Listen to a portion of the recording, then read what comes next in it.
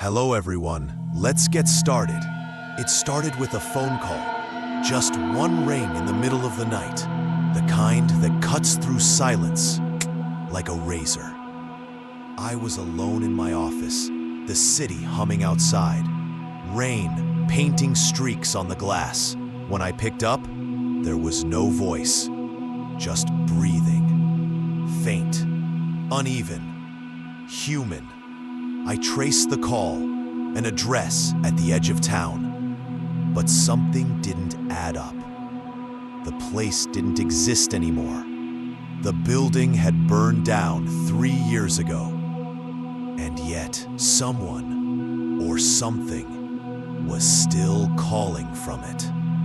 The house was silent, swallowed by darkness and rot. My flashlight cut through the dust like a knife through fog. There, in the corner of the room, sat an old rotary phone. It shouldn't have been working. The wires were burned, the line long dead. But as I approached, it started to ring. Once, twice, 3 times. I picked it up. "Help," a voice whispered. "He's here." Then, nothing but static. No signal, no explanation.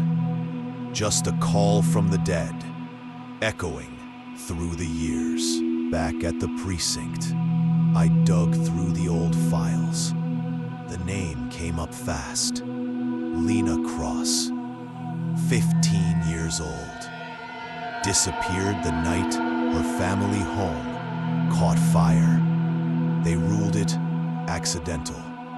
No suspects, no motive. But the number matched hers. I dialed again, more out of instinct than reason. And to my horror, the phone on the other end rang. "Why did you stop looking?"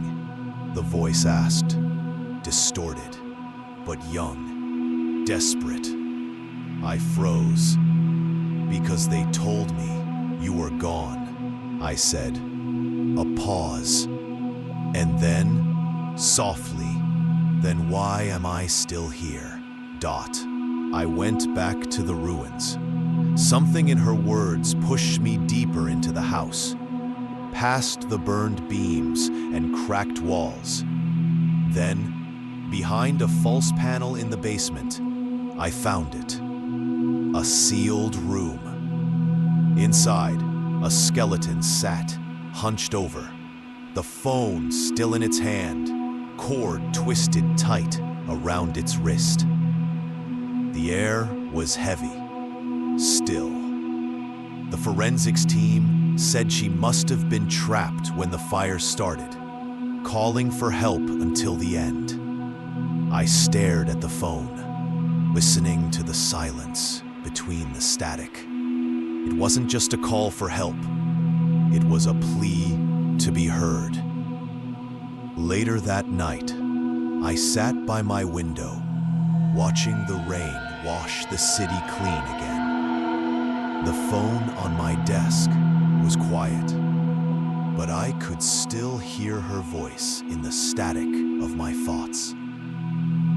I glanced at the glass, and for a moment, I saw her, Lena, standing beside me in the reflection. Calm, at peace. The line was finally dead, but the echo remained. Some connections never end. Some voices never fade.